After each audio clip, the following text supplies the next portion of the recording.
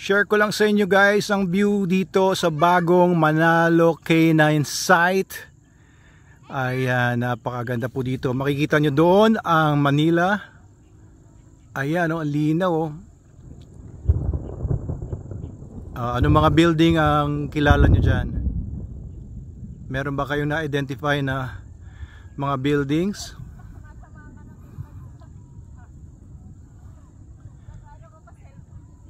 Ayan.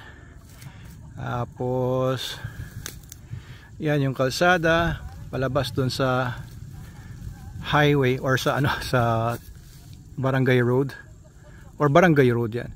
So ito naman sila Madam Snooki, si Adamski at si Sir Justin Salvacion ng ating operations head. Ayan ang puno ng kalumpang sa likod. At ako nandito ako sa portion na to. Ayun yung punong malaki o mataas na kahoy na kitang kita mula sa Laguna Lake. Eto, nililinisan na ito nila Kuya Greg para makita natin yung kabuuan ng area. Yan. So ang balita ngayon doon sa luma nating site sa Makamot, pinapalayas na daw tayo ng owners doon. Bakit? Kasi from 22,000 pesos na rent, gusto nila na ipanik ito ng 30,000. Tapos hindi pa pinababaklas sa amin yung mga namin doon, yung mga property namin doon, yung mga building na tinayo. Bawal daw namin baklasin doon kasi gusto nilang gawing apartment. Gusto nilang pakinabangan. Hindi ako pumapayag. Sabi ko payag ako 25,000 at babaklasin talaga namin yan. Tapos ngayon, ayun, after many talks, lumayas na lang daw kami kasi ayaw namin pumayag sa mga terms nila. So mapipilitan tayo na kumilos ng mabilis. But of course, we'll be filing a lawsuit against coercion kung tayo ay pinilit na umalis within 7 days lang daw eh.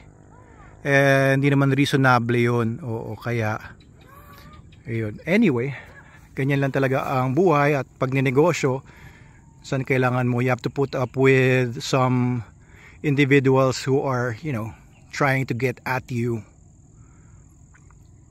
Ayan, ang ganda ng Laguna Lake. Ito po yung view dito. Diyan sa may mataas na puno niyan, balak natin maglagay dyan ng coffee shop, ng events area, diba? Yun lang po. So paulan na, ayun na mga rain clouds at baka lumapit na dito yung mga rain clouds.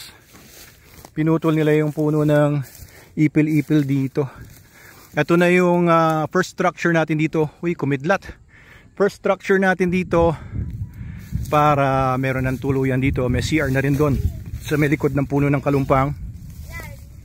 Gusto ko din yung na lang, mga upuan doon dito para may bubong. Tapos meron na rin ditong pusa. Guardia laban sa mga daga, mga ahas. Ayun na yung mga rain clouds at kumikidlat-kidlat ngayon dito. Napakaganda dito. Gawin natin tong resort.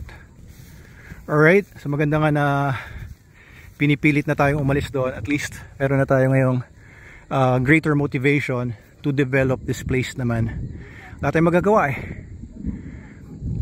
Ayan, si Justin, sakit ng ulo. Kausap niya yung owner ng property doon sa Makamot. Nung kinuha namin yun mga 11 years ago for rent, ay puro basura yun, puro talahib. Mas masahol pa ang itsura kesa dito. Dinevelop na lang natin. For so many years, walang maayos na kalsada papasok doon, kaya we really lost a lot of opportunities there. Maraming mga clients na umatras dahil sa nakita nila yung property na walang daan, puro putik, baha-baha. Tapos pati yung mga TV stations like ABS-CBN hindi makapasok doon. Kukuha dapat na maraming mga events or di ba, yung mga pini-feature sana nila kami, pero hindi nangyari dahil doon sa kalsada. Recently na lang nagkaroon ng kalsada doon papasok.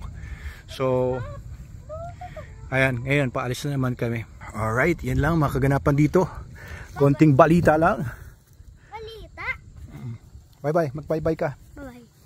Bye. Mag-bye-bye ka naman. Bye-bye. Bye. Ayan, si Sir Justin. Ayan natin sumakit ang ulo. Sir Justin, okay ka lang?